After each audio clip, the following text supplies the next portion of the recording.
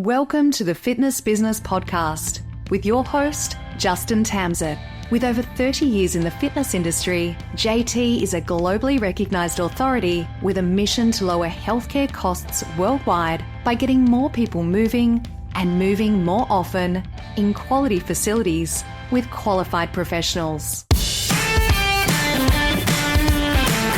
Every episode, JT digs deep with our guests to bring you insights that will help you lead, innovate, and boost your bottom line. So let's dive in. Take it away, JT. Today we're diving into the growing world of recovery. And I'd suggest this is a crucial service offering for future-proofing your fitness business, no matter the size of your business. You see, recovery has evolved from a world really for professional athletes to a niche interest to now a booming industry projected to be worth over $90 billion globally by 2027. From cryotherapy to percussion therapy, consumers are now investing in tools and services that enhance recovery, reduce injury risk, and boost their weekend warrior performance. Actually, they're doing it just to feel good. Here at the Fitness Business Podcast, we want you to be at the cutting edge of trends and innovations. So I've gone to the best, two leaders at the forefront of recovery. First, we have Anthony from Plunge. They're the makers of cold plunge tubs that are revolutionizing cold water therapy. Also, Andrew and Asha from Therabody, the pioneers behind percussive therapy with their Theragun line.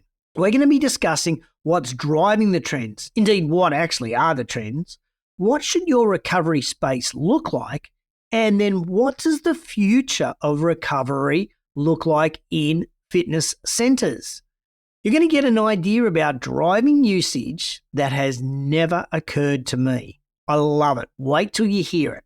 This episode is going to help you understand how integrating recovery options can elevate the member experience, set your facility apart in this ever-increasingly competitive market, and set yourself up for future success. So let's get started. Buckle up. We're off on the final episode of Season 1.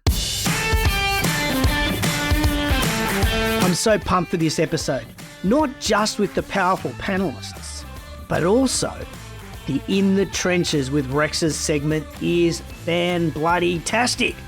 I've asked Matt from Rochester Athletic Club to explain the secret sauce to him successfully writing budgets and having his team stick to those budgets. Today I'm wearing merch from Anytime Fitness. Anytime Fitness is a global franchise powerhouse under the guidance of Chuck Runyon and Dave Mortensen. Google Anytime Fitness for your local franchisor. And if you'd like me to wear your merch during an interview, contact me and I'll be happily your social influencer. Just go to fitnessbusinesspodcast.com/merch. Now, let's rip into this interview.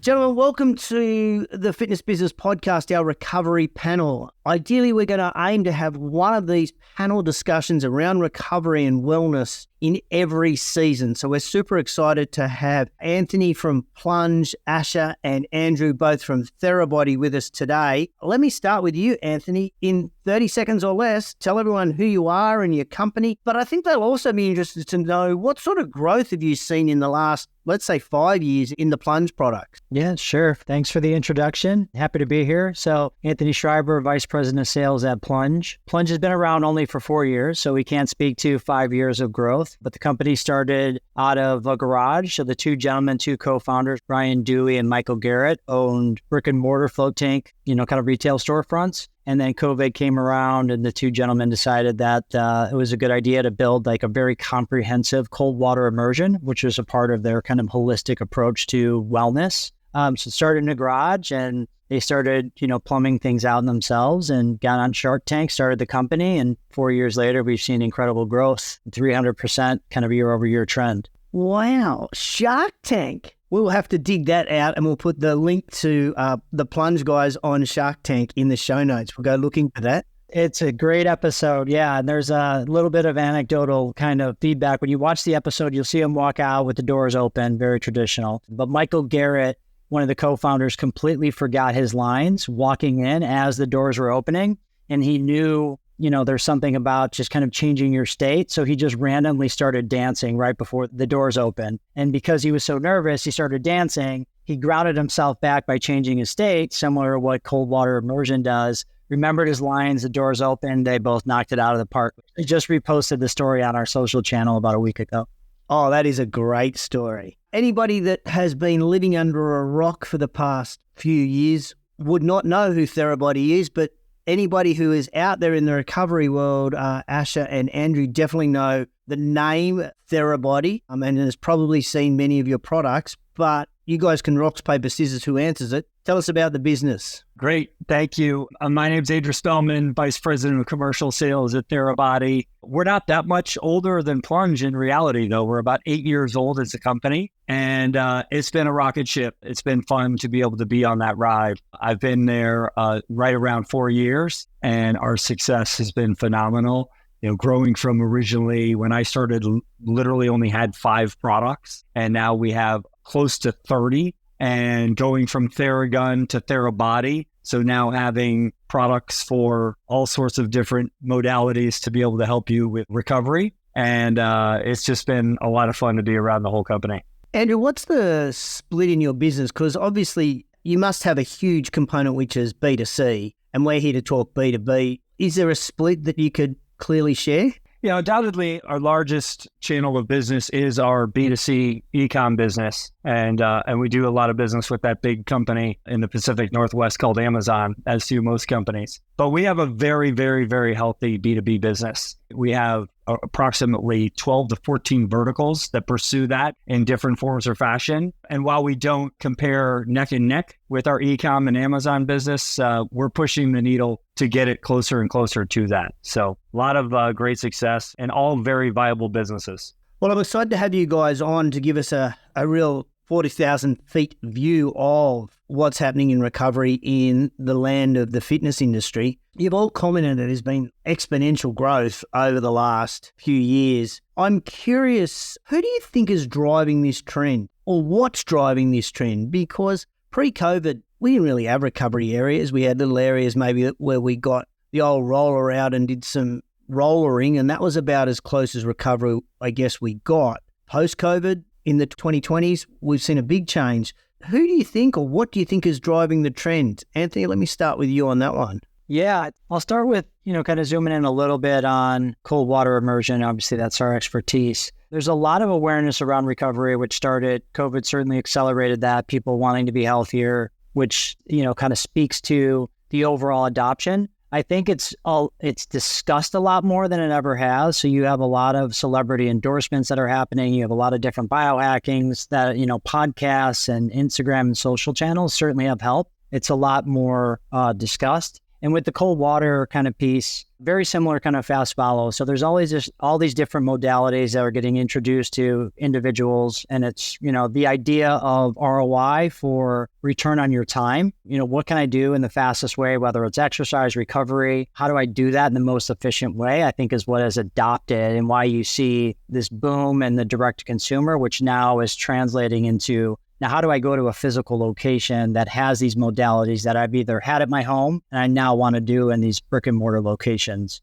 A little bit of that has been driven around, like I said, the awareness and just overall recovery. I love that return on my time. Like, how do I get the best return on my time? Yeah, really good. Andrew and Asha, what would be your thought on that? Who's driving the trend for you guys? Okay, I'll take this one. So, I think since the pandemic has been mentioned, has really, changed the thought in people's mind. Everyone's really focusing on their wellness a lot more. And with Therabody, as we went with Theragun, we've brought to market a ton of new modalities that adhere and assist with that recovery, whether it's recovery from working out in a gym to sitting at your desk hunched over for hours on end, whether you're using a Theragun to assist in those needs or using pneumatic compression to help with blood flow and circulation. And as mentioned, looking at wellness in a new light is really what's driving that new trend. People are paying attention to their wellness a lot more than ever before. And I think that main driver has been from the pandemic and post. So this is a question without notice because we have a LinkedIn community for all of our listeners. And one of these questions came up recently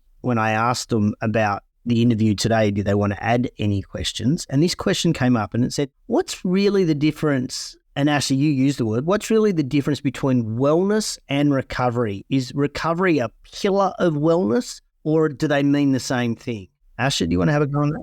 Yeah, I'd say, wellness incorporates a few different things, whether that's mindfulness, mental health is a big piece of that.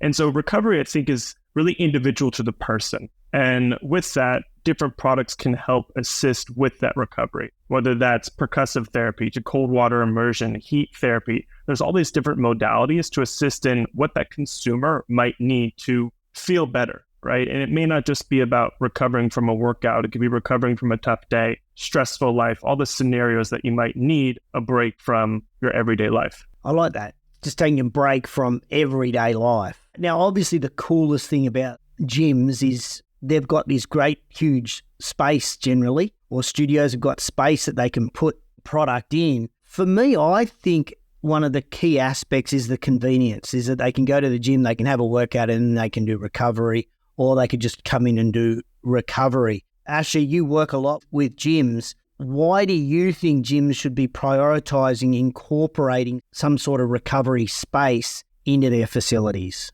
I believe using recovery as a retention tool is probably one of the biggest reasons why. Because people are going to be looking for recovery, whether that's at your gym or outside at another place that offers it. We have our own reset facilities around the country where you can come in and use Therabody products, from assisted stretch to compression therapy. We even have hyperbaric saunas as well as cryotherapy. And our New York City flagship even has cold water immersion. So offering these modalities at your gym offers a reason for people to come in more often, and maybe not just to come in for a general workout, right? Coming in to recover to feel better. Yeah, I think that's a great answer. Anthony, would you add anything to that?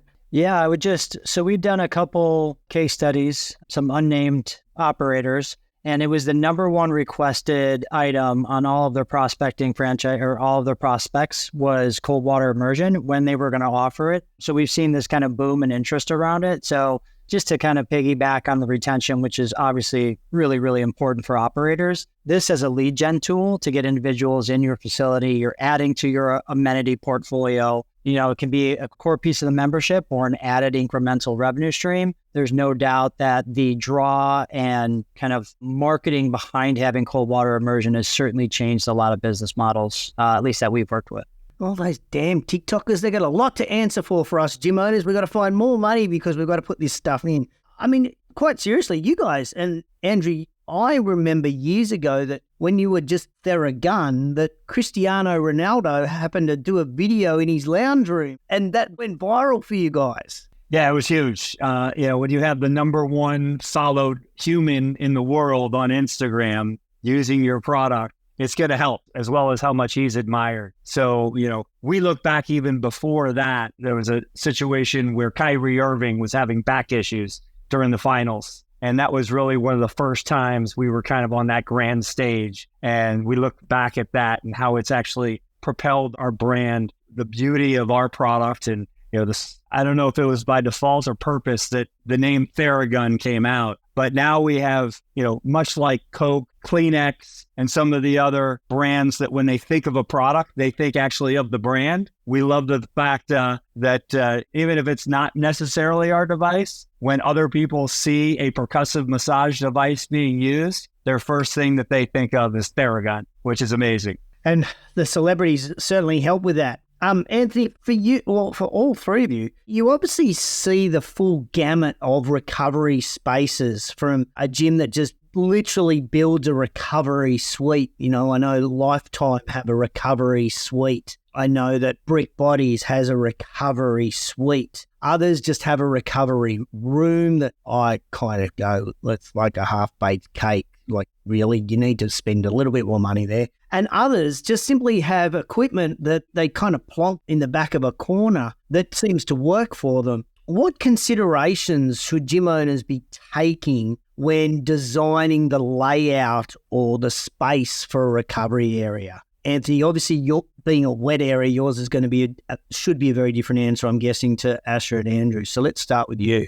Yeah, absolutely. So I think first thing is to start around the economics of it. So is this going to be something that you give access to on a premium membership base, or is this going to be something that everyone has access to in a locker room or other ideas? So I think you got to start with what you want to do from a business model side. After you select that, the location requirements are quite important. So it is water. That opens up a lot of different restrictions and things that have to get passed around Department of Health, ADA compliance. So you're into pool spa kind of coding and things like that. So partnering with the brands that are very sophisticated in how you overcome that is really, really important. So location is critically important with drainage, access to water, things like that. And then secondarily, you want to limit and restrict access to it in some capacity because this is something you want to have in a controlled environment. Certainly you don't want people, jumping in these small plunge pools, displacing loads of water that can cause different issues. So being very mindful of the location where you put it is critically important just from a build out perspective, but secondarily from a member experience perspective. It's got to align with other things. Having a pool randomly in a facility doesn't bode as well as having a full kind of recovery space and or repurposing suites in a capacity in a controlled environment are some of the things that operators should be thinking about bringing cold water in. Yeah, great answer. Anthony, it's just you and me talking now. Let's imagine that there's no one actually listening. How good's your water quality? Because if I'm going to get in something, is it going to be clean? Here's your chance to plug how good you are. Yeah, absolutely. So I think one of the things that we pride ourselves at Plunge most is some of the iterations we've made out of the product. So first iterations of it, robust kind of residential units that were made as commercial, just had traditional filtration, ozone, UV, things that sanitize the water and keep it clean, but really made for 1 or 2 uses a day, which is not what you'll see in a commercial environment. I mean, we've seen some wild use cases of what you see. So I think one of the things that we were most proud about was the commercial max unit, which we launched in March of this year, which has an auto doser on the side. So it has muriatic acid and chlorine on the side of the unit, which is reading the water in real time and chlorinating it similar to a pool. That is a really unique add-on that's tied to a mobile app, so the technology can be remotely monitored. So a lot of technology has gone into the sanitation of the water, which is quite important, particularly anyone getting in a single tub. They're going to want to know that that water's clean before they get in it. So we went through great lengths and research and design to make sure we had a very viable commercial product. Excellent. Thank you. And I want to come back to something you mentioned there about usage. Asher and Andrew, you also would see the full gamut. And I think the cool thing about the Therabody products for many of them is that they're so portable. I was at East Bank in Chicago in June, and they've got chairs at the back, and I'm watching people just sit on the chairs with the jet boots. And I'm like, hey, that's pretty cool. You don't actually need a studio for perhaps some of your products. But, what do you guys see out there? Yeah, I would say that's actually a really nice thing about Therabody is that easy barrier to entry, as you mentioned, right? You can grab a Theragun, you can grab a pair of jet boots and use them throughout your space. But if an operator is looking to dedicate room for recovery, I think an important thing to pay attention to is the modalities that you're bringing in. Just like in your gym, you have squat racks, you've got a bench press, you've got ellipticals, treads, etc., for different things that people enjoy when they come to your gym. And it's similar in recovery. You want to have different modalities that people adhere to or people resonate with, right? Some people may really enjoy compression therapy, while others like manual stretch or using massage chairs or cold immersion. So understanding that you want to have different modalities for different people and their different needs is extremely important. But another important piece of this is determining the resources that are going to take to run it smoothly, right? As you mentioned, just plopping it in a corner may not work for your audience, but incorporating it into the ethos of your gym, making sure that your personal trainers are well educated, your front desk staff is educated. And if you want to go the extra mile and actually hiring someone for this space, it's going to really prove to be beneficial for not just the usage, but the monetization of the products in your recovery space. Hey, I've never heard of actually hiring someone for that. What's their job description? What would be their job title, Asher? Well, that's a great question. I mean, I know with EOS, they have their rejuvenate rooms. And I believe they have someone, I don't know their exact title, but they are managing the rejuvenate space. So when you walk in, you're greeted, they walk you through the different modalities, and they can educate you on what might be best for you. Whether you had a poor night's sleep, whether you just had a crazy leg day and it's, tough to walk around, they're there to provide insight into what are the best products that help you recover.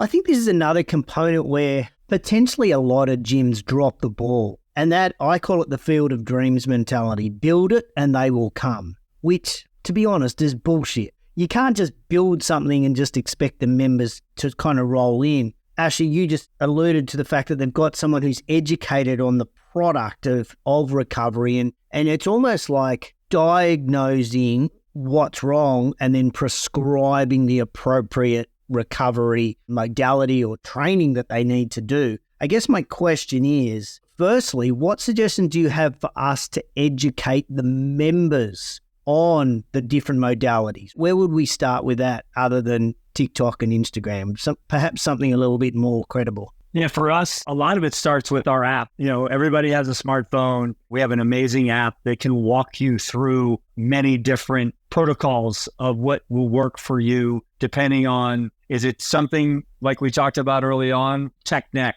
working from home, looking at your computer all day, sitting for too long, all the way to, I've got a strained IT band or lower back pain. Our app can guide you through different protocols that can assist you in all form or fashion with those. So that's a great place to start. And it gives us a leg up on a lot of other people because most of our devices can Bluetooth connect directly to our app. And then subsequently, you can go from there. But we try to create as much signage, and we have our own education team that is out trying to educate the gyms of the world and the trainers at those gyms on anything and everything Therabody. And it really goes a long way. We're very dedicated to our education. Anthony, is there a Plunge university that I can enroll in? Not a specific university, but I think, the way we like to think about it is recovery is very personal to you. And there can be acute ailments, whether you're getting, a percussion gun or you're looking for other ways to kind of, reinvigorate yourself. We talked a little bit about rejuvenation. And I think for us, the way we think about it is like applying that very kind of thoughtful personalization. So many people are having wearables. They have all these different data points. And then having, someone help consult and weave through, whether you're having a poor recovery day on your Whoop app or you didn't sleep, very well and your deep sleep and your REM is off. So you start to layer in these items of recovery, wellness, cold water immersion, and then you start to measure how it's changing. So we actually have a lot of interest in heart rate variability and sleep with cold water immersion. And if you think about some of the statistics in the US alone around lack of sleep and anxiety and mental illness, we actually think there's a huge role that cold water will play in a future state, but that's very personal to the exerciser member user. So there's not a perfect cookie cutter, get on a treadmill and spend some time. This is something you take very seriously and you layer in these modalities to help kind of course correct some of the ailments that you're going through. I think the way you guys have just described that for me has just added a little more pieces to this jigsaw puzzle of recovery in a club, which actually goes back to something you said, Anthony, earlier, is how you set this up as a business model. If you're going to be serious about recovery, you almost have to charge for it, don't you? This is not a layer of something that we can just do value. Of course, you can do a Theragun sitting in the corner, but if you want to do it properly, you really got to charge. Would you agree with that? I would absolutely agree with that. I think when you make it something that is important and valuable, then the users do a level of education, which is needed, right? If it's something you can just access and you're going to use it inappropriately or not fully understand it, that experience might not well, so you won't get long-term adoption on the modality. We see that in cold water, get a lot of people that want to get up to it, and then they don't either have the understanding and education and how you breathe through getting in cold water. It's a very abrasive experience. So having that taken very seriously is a really important element of long-term adoption and also just getting more people in it. So we are advocates for having this as a carved out separate amenity that is monetized. Ashley, you're in and out of clubs regularly. Are you seeing any consistency in pricing models on what that might look like as a paid service? It depends on your space, right? Whether you're an HVLP model, you're boutique fitness, or you're like the Lifetimes of the world. A lot of operators and gym owners know their audiences best. Well, we're here to consult and advise on,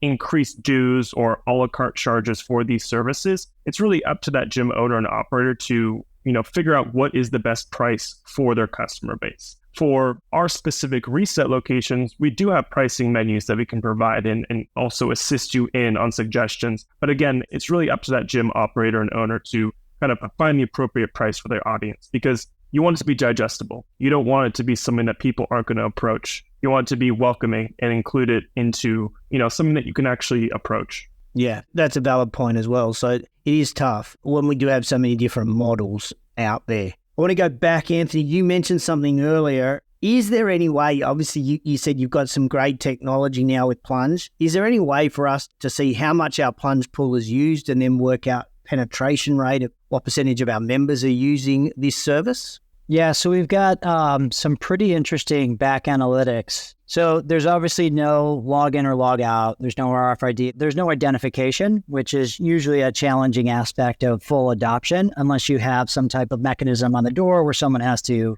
key in. But what actually we can see on the back end is the change in temperature, which is an indication that someone's in the tub. So the human body, right, running at 98 degrees and sometimes hotter, that water, if it's set at 47 and you sit in it for 3 to 5 minutes, it'll actually go up 1 or 2 or 3 degrees. And you can see the change in flow rates of the filtration, of the cleanliness of the individual or the constituent in the water. And you'll see the change in temperature. So you could see these spikes of time where it'll go up to 50 and then the unit will cool itself back down.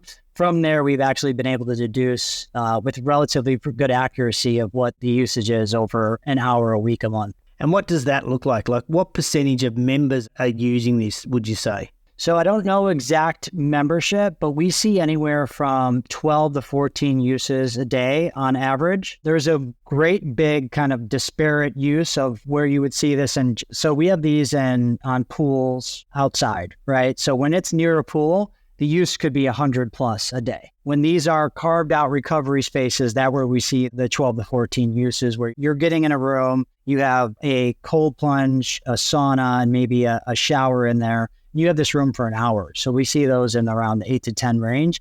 And then if it's just access general recovery room where more people have access to them, then you're in the 12 to 14. If it's outside on a pool deck, we could see up to 100 uses, 100 plunges a day. Mate, you've just given everybody the absolute gold nugget on where you're going to put your plunge. If you're going to spend the money to put one and you got a pool deck, next to the pool deck's a great observation. Andrew and Asha, I guess I've got 2 questions for you guys. One is, if we use a club as an example, what percentage of people generally download the Therabody app? And then what sort of usage or what percentage of members are you hearing, unless you can track the data, are you hearing are using your products in clubs? So unfortunately, we do not track data usage. I'm sure there's some legal reasons behind that. But with our facilities that do use the Theragun, they're being adopted quite regularly. Whether that's sitting in a Barry's, you walk in before class and pick up a device. We constantly get word from our partners that usually there isn't one available before class. And after class, people are fighting for usage inside the waiting rooms at the Barry's. But other facilities that create these recovery rooms,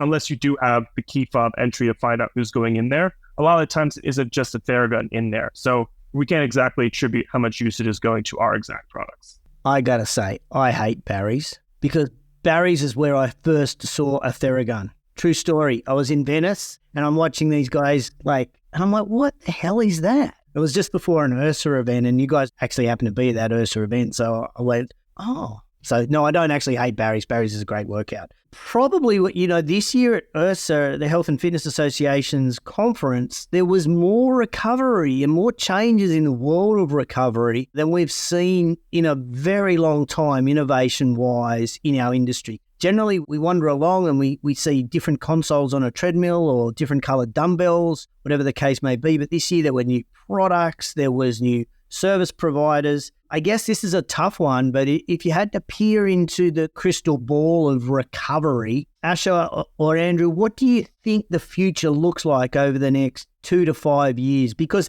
this is an investment for a club owner. They're not putting it in for 6 months and then pulling it out. They're like, okay, I'm going to go all in on this. What does it look like over the next 2 to 5 years, this recovery world? I think as it grows and grows, I think the optimization of monetization of it is going to be key. People want to know how they can better service their membership, grow their membership, keep their members happy, keep their retention rates up. So I think we're going to learn a lot from that as more and more people invest in it and dedicate to it. So that's what I see. We're constantly pushing the needle. As I said, we've grown from 5 products to almost 30 now. So I think other additional modalities will be helping. We're now entering into the beauty space, and some of those could also be key items within recovery, because we're all there to try and look better, look younger, look fitter. And our beauty, red light therapy is a huge key modality that's now available. We're just getting ready to launch in a few days from now, a week, new pneumatic compression leg sleeves incorporating LED light therapy as well as vibration in them. So first time ever that a product like that will be in the marketplace. And so I think the sky's the limit with recovery. Wow, that's fascinating. For the listeners, if you haven't checked out the video of this interview, you can at our YouTube channel. Andrew is actually 85 years of age, but he only looks 35 because he uses the Therabody red light therapy on the hour, every hour, 5 minutes. Wow, those jet boots sound pretty amazing. We've done an invitation webinar for all the professional sports teams. The adoption of signing up to do that, we're at about 80% of all professional sports teams have done the education on them to learn about them. And it's amazing how fast they're adopting and pre-ordering the product. So we're recording this at the end of September. By the time this goes live, these will be available. All of your professional athletes that you follow on Instagram, FBP community, will now be using this. So your members are now going to be coming in going, where are your red light therapy jet boots? Anthony, peer into your crystal ball for me. What do you think recovery looks like over the next 2 to 5 years? Yeah, I agree with everything Andrew said. I think, for Plunge and the company, our iterations around having smart products is going to be really important. So the asset management side of the house, as this product gets in more commercial applications, is wildly important for us. And then kind of shifting gears, we actually think that just AI and the overall personalization and the loop being closed around, I mentioned a little bit earlier around HRV and sleep. So having all these different wearables with these different modalities incorporated, what are the outcomes that are being driven here? Are you actually doing cold water immersion? You get this dopamine rush, you feel great. Is that translating to additional incremental heart rate variability protocols, better sleep? So really closing the loop on, the modality and recovery with these different wearable data. I think over the next 24 months, I think AI could play a huge role in aggregating that information and serving back up very meaningful things to operators and exercisers alike. So that could be really exciting for us. Yeah, that's going to be intriguing. I do think more and more consumers are wanting to know what this actually doing and what that impact looks like. All right, so we're up to our final part of the interview, and in our new relaunch, we like to finish every interview with a 90-day challenge. A 90-day challenge where we ask our listeners to turn the theory that they've heard from you guys into practical profit-making actions. So I want to ask individually a 90-day challenge for you. Asher, I want you to imagine that you're brand new. You've just opened a facility. You don't have a recovery area. You've just listened to this episode and you go, shit, what am I missing out on? I need to put something in. What's your 90-day challenge for somebody that's researching the whole recovery space? First and foremost, go out and experience different modalities. I think that's really important. Going out and learning, what do these things do for yourself? And then speaking to the experts.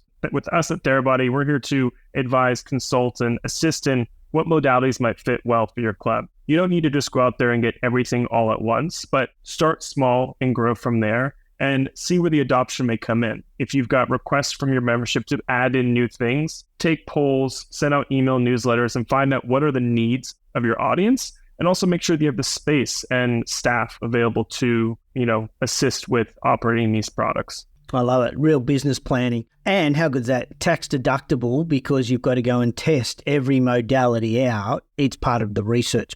I get it. I like it. And a reset. We'll put the link into our show notes for reset for those that are interested. So check out the show notes at fitnessbusinesspodcast.com. Anthony, your 90-day challenge for our listeners, for someone who's been operating a space for, let's say, around 12 months, but really plateaued, really not penetrated greatly into the membership base after those initial early adopters. Yeah, I would first start with challenging the listeners to learning about contrast therapy. So whether it's dry heat or wet heat accompanied with cold water immersion, there's incredible science behind it. Obviously, our brand was built on that science. So whether you're going to listen to a podcast or you're going to just do some of your own research, getting familiar and not detracted from cold water, it can be a bit of a daunting application in a commercial setting. Do some education around the benefits and the science behind it. And then the second challenge is pull your members, similar to what Asher said, pull your members and see what kind of appetite and interest they have around contrast therapy and more specifically cold water immersion. And I think they would be quite surprised with adding this modality and how exciting the current membership base would be in that application. Andrew, yours is a bit tougher because you're the vice president. That's why we've given you the hardest question of the day. Often our members are blind to whatever's happening in our clubs. They walk in every day, they don't see things on the wall, they don't see a recovery suite, which is on the right-hand side of the reception desk as they kind of walk in. So what would be your 90-day challenge for businesses who've had their space for a long period of time, or they've got the Therabody products in the corner, but the members just don't see them anymore? What would be your challenge to owners that might fit that category? I like what you're saying with a 90-day challenge. There's times that gyms will do challenges in gym to try and get, losing weight, adding muscle, attendance prizes, things like that, just to get people more engaged and more active. And why can't you work that into your recovery space? So how many times do you get into that room, whatever it may be, a calendar on the wall with stickers, something like that, to get people engaged and active and accountable. It's, going to the gym is all about being accountable. And typically to be able to do that, it's something in the competitive nature, something with your peer group that are all competing together. Let's get people in that room. Let's get somehow, some way them in there and stiff them for it. And I think at the end of the day, they'll feel fitter, happier, healthier, and beyond just the gym, in their everyday lives. So just somehow making them accountable. Let's get creative and let's do it. I love it. I never even thought of running a recovery challenge. That's a great suggestion. Gentlemen, it's been an absolute pleasure chatting with you guys today, and you really bared your soul and shared so much information about your products and your companies that I think our FBP community can walk away now knowing a little bit more, not just about Plunge and Therabody, but also about the world of recovery and just how important it actually is in the holistic fitness and the holistic wellness of our members. And I think what you guys have shared today has allowed our listeners to say, okay, well, I don't have room for a specific room, but I can carve out some space. I can put a Plunge by the pool deck and get usage. I can put my new red light jet boots in the back there with a beautiful chair for people to sit in. So I really appreciate your time. Thank you so much. We will put all of your contact details into the show notes that you'll find at fitnessbusinesspodcast.com. Again, Anthony from Plunge, Asher and Andrew from Therabody, thank you for your time. Our pleasure. Thank you. Make sure to check out Rex Roundtable's trusted suppliers. Integrity Square, advising, connecting and empowering fitness businesses for growth. Alico, supplying premium strength training equipment. ABC Fitness, provides gym management and software solutions. Butterfly, increasing energy efficiency with no upfront costs or risks for health clubs in the United States. You can find all the contact details on this week's episode's show notes at fitnessbusinesspodcast.com. At Rex Roundtables, we're proud to have over 350 exceptional leaders and business professionals as members from all over the world. From owners to CEOs to general managers and department heads, each one will bring a wealth of experience and insight to their Rex Roundtable. For this episode, we've handpicked one of our members to share a 3-minute golden nugget, which is a proven strategy that's driving success in their business. This is real-world advice from someone in the trenches, just like you. If you're interested in learning more about Rex Roundtables and how it can benefit your business and leadership, reach out to me, Eddie at RexRoundtables.com, or find my contact details at fitnessbusinesspodcast.com. My name is Matt Remick, and I'm a second-generation owner of the Rochester Athletic Club in Rochester, Minnesota. We're a large multi-purpose health club with over 260,000 square feet under roof and outdoor amenities. We've been operating for over 30 years. For my contact details, please go to fitnessbusinesspodcast.com. I'm going to talk about how we create, review, and reward using our financial reports. So I'll start with budgets. We start creating next year's budgets around October. Each department director creates their first draft. Our finance director has set them up with tools showing their current year's labor, budgets, actuals, and additional tools to calculate frontline labor.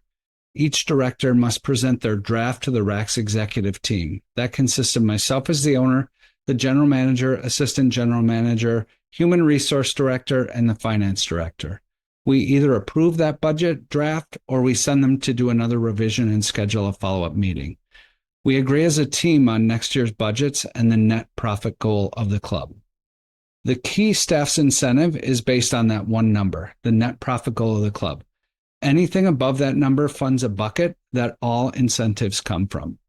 So when I was looking to redesign our previous plan, it was suggested in my Rex Roundtable to read The Great Game of Business by Jack Stack. That suggestion and book kickstarted me and is part of the inspiration used to create our current incentive program. We spent almost a year designing that. So how we review our financials. Every week in our directors meeting, we review a flash report. Each director reviews or explains their KPIs to the management team. So close to the 15th of each month, our directors receive a P&L statement and a variance report. They have 1 week to review and add the notes to the variance report. Our variance report automatically colors any number that is either 10% or more positive, colored green, meaning it's an increased revenue or controlled expense, 10% or more negative, meaning it is decreased revenue or an increased expense, it is colored red. We don't need explanations on what's going according to plan. We want our directors to focus on what went different than what was planned and why. So every director adds notes explaining any variances, and they become very useful in preparing next year's budgets. After that week, the general manager, assistant general manager, and I review each variance report by department. We expect notes on many of the highlighted items, and we'll ask questions if we don't see notations. We also add notes of encouragement, and we celebrate success in those reports. The GM and the assistant GM then review those reports with each department the following week. That process has shortened the amount of time spent on analyzing financial statements. What used to take an entire afternoon or more for the general manager, assistant general manager, and I to review all the financials now takes less than 90 minutes a month.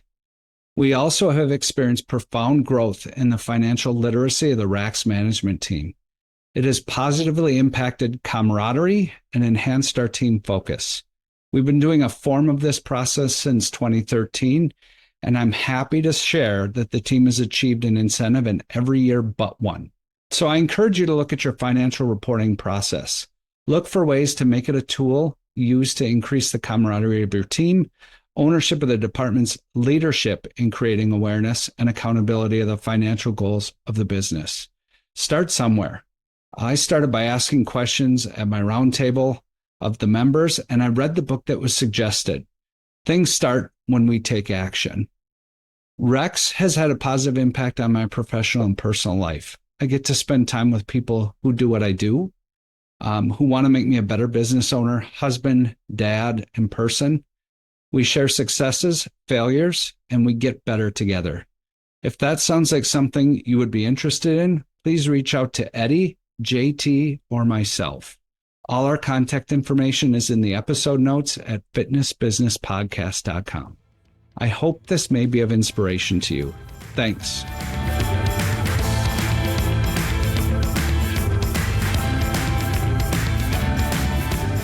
I really enjoyed our chat with the 3A's today. I love the idea of that challenge for your members around using recovery. What a great way to increase usage and get more members using your recovery equipment, your recovery room. By the way, since we recorded this episode, I have asked the gents for links to research on their modalities, and I've added those links to the episode notes at fitnessbusinesspodcast.com. Thanks also for swinging by Matt from Rochester Athletic Club. Great tips on budgeting.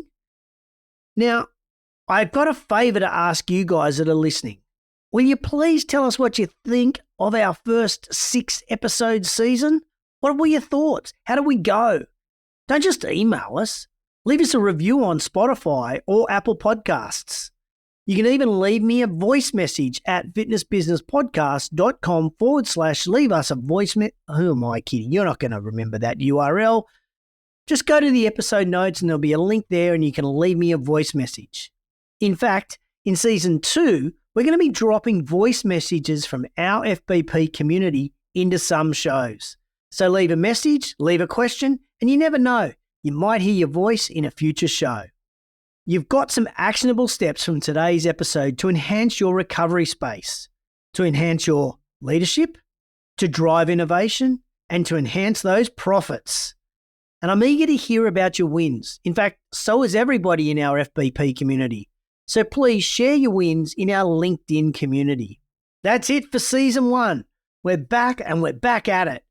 You've got a month now to catch up on your actions or any episodes that you might have missed. Season 2 will drop the 9th of January. Geez, the 9th of January. Well, I better wish you a Merry Christmas, a Happy Holiday, and have a ripper New Year then. Season 2, we've got some guests around marketing, a panel on PT, a panel on buying and selling gyms, and a couple of other surprise guests that I know you're going to love. Never miss an episode. Just go to fitnessbusinesspodcast.com/subscribe to grab the exclusive episode notes that just land in your inbox every 2 weeks. Your Fitness Business Podcast is more than me speaking to a microphone. It's more than you just listening. We're trying to build a community of owners, managers, team members, and entrepreneurs on LinkedIn. So come and join our community to hear exclusively about who our future guests will be, ask past guests questions, as well as a few extra surprises and resources exclusive to the community. So we'll see you, or rather you'll hear from me, in 4 weeks. In the meantime, my challenge for you is, why don't you try living our mantra? What we leave behind is not set in stone monuments, but what is woven into the lives of others. Have a ripper Fitness Business Podcast hiatus. See you on the 9th of January.